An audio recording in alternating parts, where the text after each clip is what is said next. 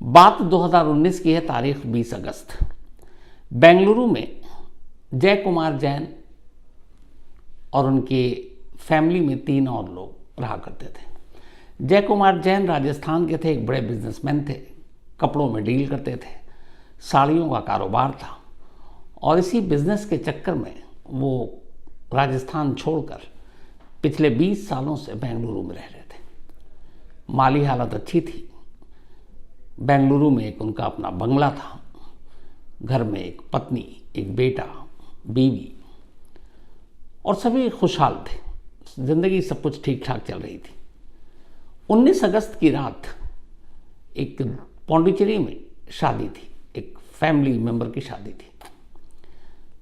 तो जय कुमार जैन किसी वजह से जा नहीं पाए उस शादी में, तो उनकी पत्नी और बेटे इन दोनों को जाना था। बेटी ने भी शादी में जाने से मना कर दिया था। तो फिर जय कुमार जैन अपनी बीवी और बेटे को 19 अगस्त की रात को रेलवे स्टेशन पर छोड़ने के लिए जाते हैं। छोड़कर वापस घर आते हैं और आने के बाद सो जाते हैं। अब 20 अगस्त की सुबह होती है। करीब 10:30 बजे के दरमियान अचानक जैन साहब के बंगले से धुआं उठना शुरू हो जाता है। जब धुआं उठने लगता है तो पड़ोसियों की नज़र पड़ती है आसपास के। वो देखते हैं कि उनके बंगले से धुआं निकल रहा है। तभी उन्हें एक चीख सुनाई देती है। ये चीख जय कुमार जैन की 15 साल की बेटी की थी। वो बेटी जो एक इंटरनेशनल स्कूल में बेंगलुरु के 10th क्लास में पढ़ रही थी। वो बदआवाज़ भागती है, हेल्प मांगती है। पड़ोसी सब आते हैं, देखते हैं धुआं है, फिर आग के शोले उनको दिखाई देते हैं। कुछ लोग उनके बंगले की तरफ जाते हैं, तभी एक और उनको लड़का दिखाई देता है। वो भी बंगले के अंदर से हाँफता हुआ बाहर आ रहा है और दोनों के हाथ पर भी जले के निशान, कुछ पैर भी जले हुए हैं। बदहवास लड़की बताती कि अंदर उसके पिता, शायद उन्हें किसी ने मार दिया है, कोई उन्हें जला रहा है। तब तक कुछ लोग फायर ब्रिगेड को फ़ोन कर देते हैं, कुछ लोग पुलिस को फ़ोन करते हैं। फायर ब्रिगेड की टीम मौके पर पहुंच जाती है। वो जब अंदर जाती है तो देखती है कि धुआं बाथरूम से उठ रहा है और बाथरूम में एक लाश है। उस लाश को जलाने की कोशिश की गई थी। खैर, आग बुझा दिया गया। फायर ब्रिगेड वाले वहाँ से रवाना हो गए। अब पुलिस की टीम मौके पर है। अब पुलिस जब पहुँचती है तो देखती है कि बाथरूम के अंदर एक अर्ध जली लाश पड़ी है। ये लाश किसी और की नहीं बल्कि 42 साल के जय कुमार जैन की थी। लाश पूरी तरह से जली नहीं थी, इसलिए जिस्म के कुछ हिस्से पर कुछ जख्म के निशान साफ दिखाई दे रहे थे और उसको देखकर लग रहा था किसी तेज धार हथियार से उन्हें मारा गया। जय कुमार जैन को फौरन अस्पताल ले जाया गया। डॉक्टरों ने ब्रॉड डेथ डिक्लेयर कर दिया। अब इसके बाद पुलिस अपनी तफ्तीश शुरू करती है, पूछताछ करती है। इधर घर में सिर्फ उनकी बेटी, वो बिल्कुल बदहवास, शॉक्ड। अब पुलिस भी उस 15 साल की बच्ची से क्या बातचीत करे। तो बाकी फैमिली का पता किया गया। तब तक फिर पौंडीचेरी में खबर भिजवाई गई। वहाँ से जैन साहब की वाइफ और उनके बेटे शाम तक बेंगलुरु पहुँच जाते हैं। अब इधर पुलिस अपनी तफ्तीश को आगे बढ़ा रही है और इंतज़ार कर रही है कि किसी तरह से बेटी से कुछ शुरुआती ऐसी जानकारी मिल जाए। अब बेटी थोड़ी सी नॉर्मल होती है, पुलिस उससे पूछताछ करती है तो बेटी बताती है कि मैं सुबह सोकर उठी तो अचानक मैंने देखा कि बाथरूम से धुआं उठ रहा है। मैं गई तो वहाँ पे पापा को मैंने पड़े हुए देखा। मैं घबरा गई।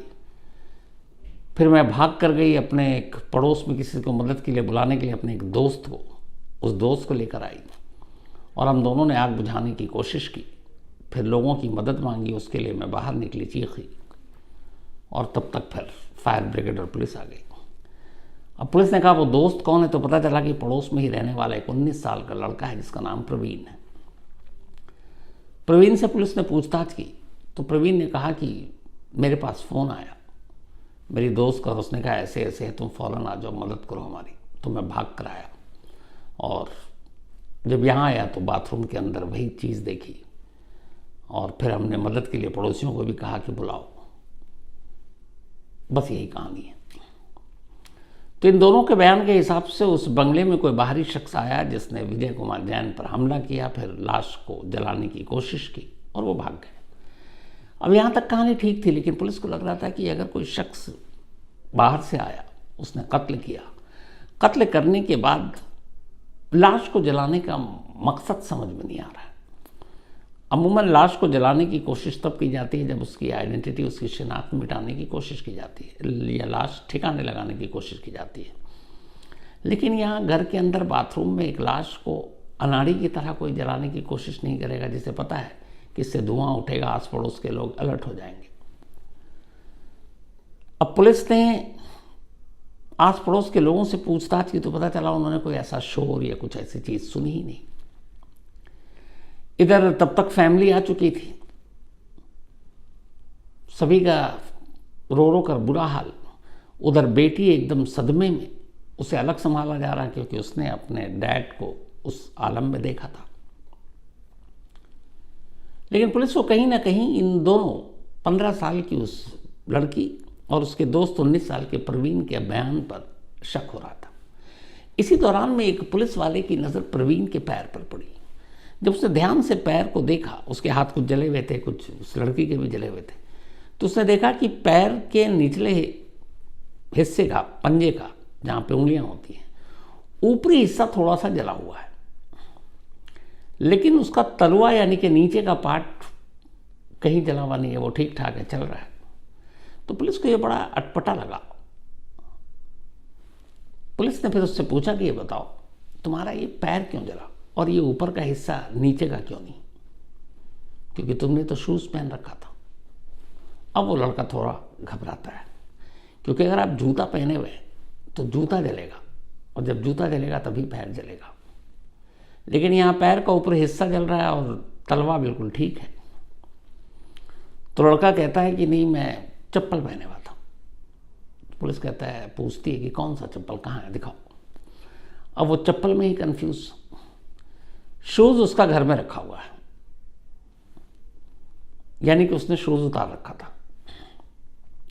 अब अगर एक लड़की जो बदहवास है, जिसके घर में एक हादसा हो गया है, उसके डैड को किसी ने मारा है, जलाने की कोशिश कर रहा है, और ऐसी सूरत में वो अपने दोस्त को मदद के लिए बुलाती है, वो दोस्त बदहवास भाग कर आता है, तो आने के बाद जो हमारा ह्यूमन नेचर है वो ये है कि हम फ़ौरन उस शख्स को बचाने की कोशिश करेंगे या जो भी मदद हो सकेगी वो करेंगे, न कि ये हम घर में आएंगे और पहले जूता उतारेंगे और फिर बाथरूम के अंदर जाएंगे।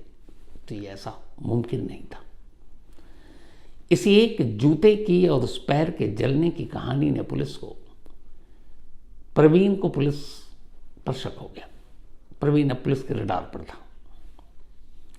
अब जब प्रवीण रडार पर आया तो फिर पुलिस ने कहा कि इन दोनों का नंबर लेते हैं। उसने प्रवीण का नंबर लिया मोबाइल, और उस 15 साल की बच्ची का नंबर लिया, और अब उन दोनों के कॉल डिटेल रिकॉर्ड निकालने शुरू किए। जब कॉल डिटेल निकाला तो पुलिस हैरान रह गई। पता चला कि 19 अगस्त की रात 10 बजे से लेकर सुबह 2 बजे तक इन दोनों में कई बार बातचीत हुई, और ये नॉर्मल नहीं था। इससे पहले होती थी बात, बहुत सारे कॉल थे, लेकिन 19 अगस्त की रात कम से कम 10 बार से ज़्यादा बातचीत हुई। अब पुलिस को डाउट हुआ कि कुछ तो गड़बड़ है। पुलिस ने अब बाकी लोगों से पता करना शुरू किया कि आखिर ये पड़ोसी प्रवीण और इस नाबालिग लड़की के बीच में क्या रिश्ता है। तो जो रिश्ता निकल कर आया वो ये था कि करीब 5-6 साल पहले, जब ये 15 साल की बच्ची स्कूल में थी, वहाँ के एक नामी इंटरनेशनल स्कूल में, उसी स्कूल में प्रवीण पढ़ता था। प्रवीण उससे 3 साल सीनियर था, लेकिन एक ही स्कूल में थे, दोनों में अच्छी दोस्ती हुई। धीरे धीरे दोस्ती बढ़ती गई। फिर प्रवीण स्कूल से पास आउट हो गया और अब वो कॉलेज पहुंच गया। कॉलेज में उसने दाखिला ले लिया, जबकि ये लड़की अभी 10th का एग्ज़ाम देने जा रही थी। तो इन दोनों के इस रिश्ते की कहानी जब पुलिस को पता चली तो फिर पुलिस ने प्रवीण को उठाया, कहा आपसे पूछताछ करनी है। पुलिस ने प्रवीण से पूछताछ की। प्रवीण से जब पूछताछ की तो प्रवीण के जितने भी बयान थे वो शुरुआत से ही अलग अलग बयान दे रहा था। इधर अब पुलिस की ड्यूटी भी बड़ी अजीब होती है कि एक तरफ घर में एक कत्ल हो गया है, उसकी एक बेटी है, बेटी सदमे में है, लेकिन शक उस पर भी है। अब उससे पूछताछ भी करनी है, रिलेटिव, पड़ोसी, बाकी लोग क्या कहेंगे, और अगर वो लड़की बेकसूर निकली तो फिर पुलिस की तो वैसी फजीहत होगी। लेकिन ड्यूटी ड्यूटी है। प्रवीण से पूछताछ के बाद अब पुलिस ने उसी घर में एक अलग कमरे में ले जाकर उस लड़की से पूछताछ की।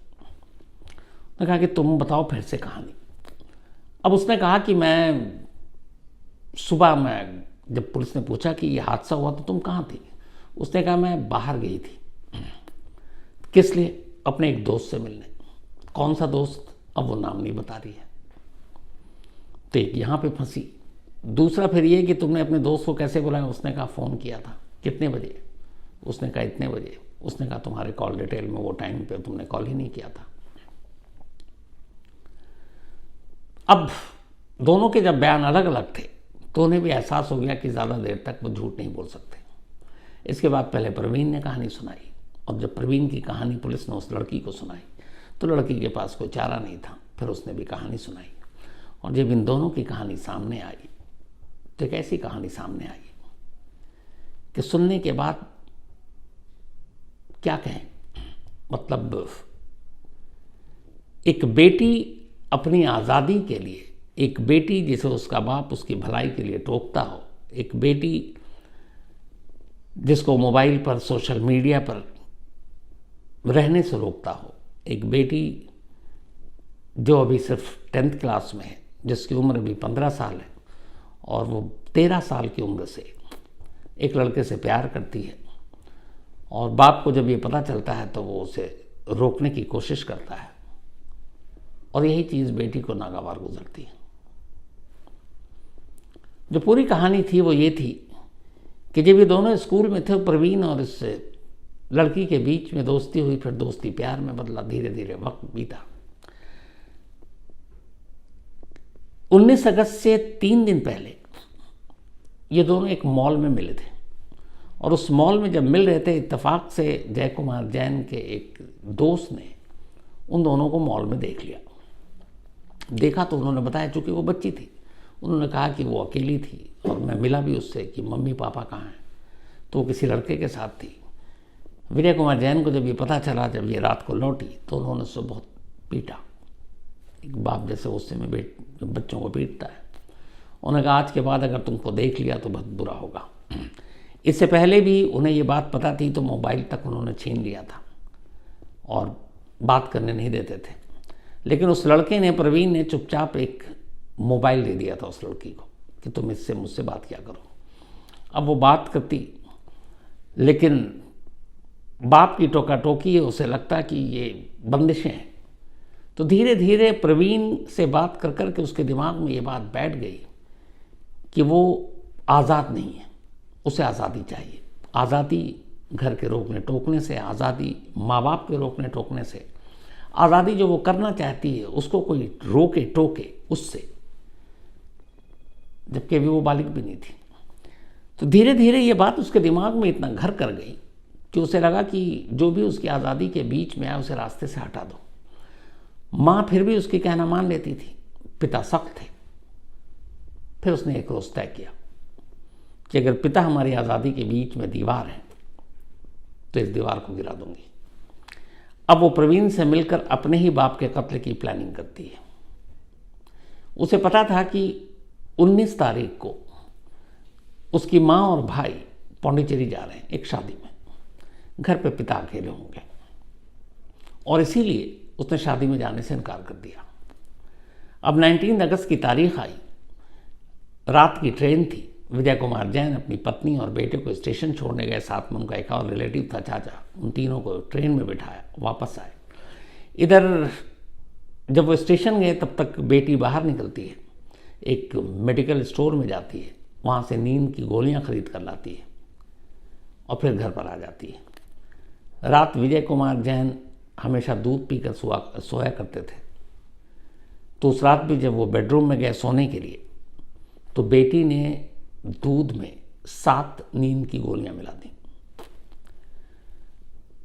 अब इन सारी चीज़ों से अनजान बाप वो दूध पीता है, कमरे में जाकर सो जाता है।